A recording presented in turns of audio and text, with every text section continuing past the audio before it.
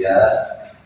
Hari ini kita dari Polres Kapuas, Polda Kalimantan Tengah melakukan press conference terkait dengan tindak pidana pembunuhan dan juga penganiayaan yang mengakibatkan mati, meninggal dunia.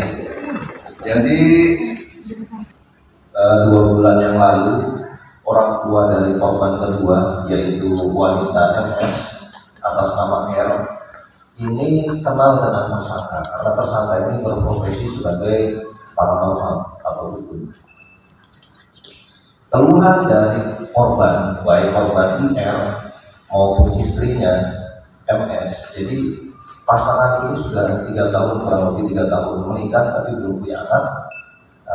Tujuannya datang kepada tersangka selaku dukun ini minta bisa punya anak dan juga minta dikasih rezeki lebih atau bisa cepat kaya. Nah, dalam prosesnya itu kemudian kedua korban menemui tersangka, meminta bantuan dari tersangka dan dipenuhi oleh tersangka dengan syarat korban yang wanita yaitu MS harus berhubungan dengan tersangka perbuatan asusila. Berjalannya waktu kurang lebih 2 bulan tersebut, korban MS memang betul kemudian hamil, tapi kayaknya tidak dapat. Nah, setelah itu timbullah perkataan dari korban bahwa tersangka ini adalah dukun palsu.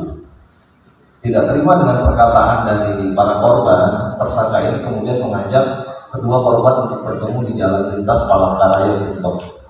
Sesaat setelah ketemu, kemudian terjadilah percekcokan yang kemudian berlanjut kepada perkelahian.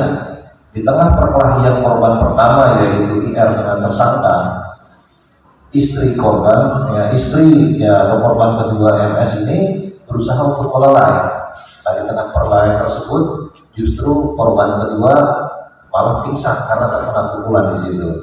Nah, dari perkelahian tersebut antara korban pertama dengan tersangka, korban pertama meninggal dunia karena luka dari senjata tajam pada mandor di sini.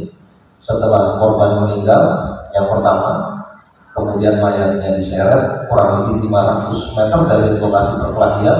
Setelah itu disimpan di dalam parit, ditutupi oleh semak-semak. Setelah itu tersangka membawa korban kedua yaitu MS, waktu itu masih dalam keadaan hidup, ke lokasi lain. Namun di tengah perjalanan korban kedua MS ini siuman, kemudian berhenti, dilakukan kembali penganiayaan terhadap korban kedua, dan di situ juga terjadi tindak pidana pemerkosaan.